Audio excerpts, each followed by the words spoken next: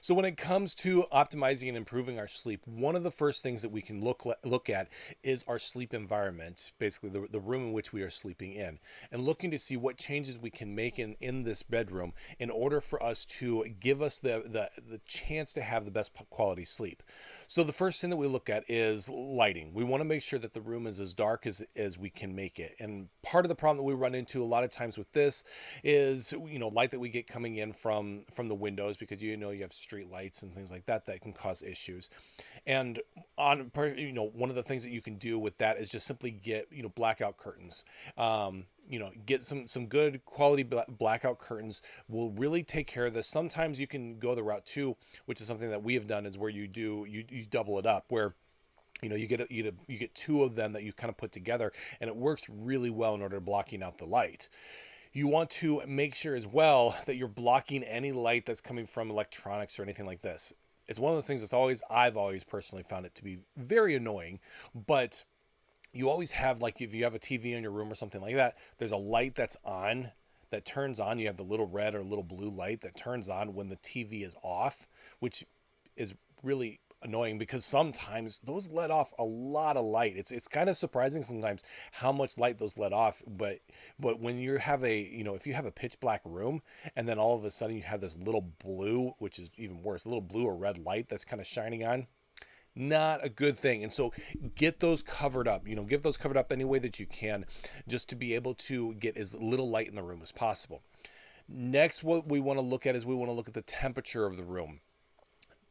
What we want ideally is we want a temperature that's somewhere between 65 and 68 degrees.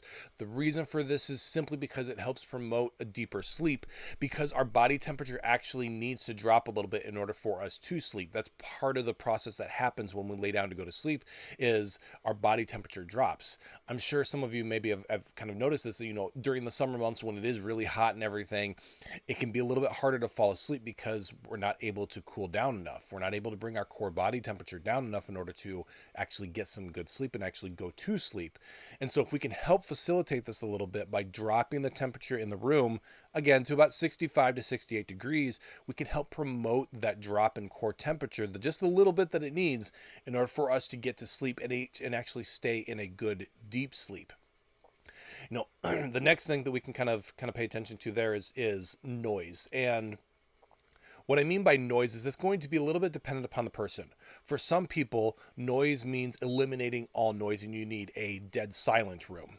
For other people, it's having some kind of white noise, a sound machine. A lot of people, they'll turn on the TV and they'll sleep with the TV on because of the noise that the TV gives them.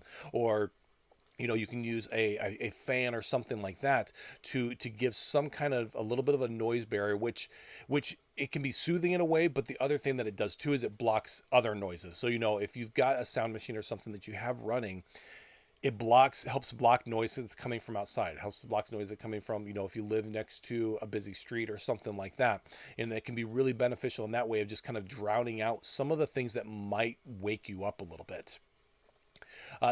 Kind of going along with that a little bit is we want to kind of then look at the bedroom as a place for sleep and not anything else.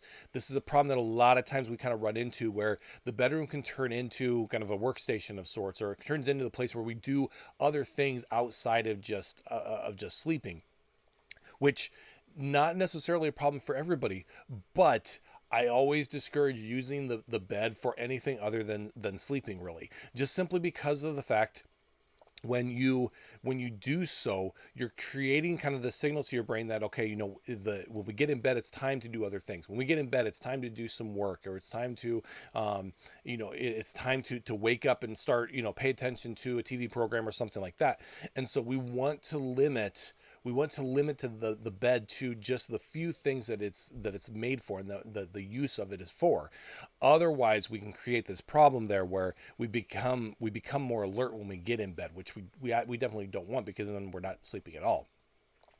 And so we want to just kind of make sure that the bed in the bedroom is set up for sleeping and not for working or anything other outside of that. And so part of what goes into that then too is eliminating, excess clutter in the room and everything. There is that kind of that saying out there that, a cluttered space is a cluttered mind, or there's different variations of it, but it's very much true.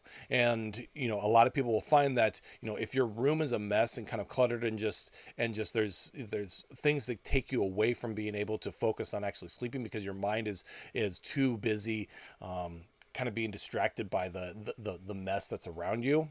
Get it cleaned up. Have a clean space. Have a clean sleeping space so that you can go in and feel relaxed and don't feel like you need to clean up the messes that are around you. And so I think these are some of the things that you can kind of start doing. Honestly, you can start doing right away. You can start doing tonight to start to kind of set yourself up for a good quality night of sleep.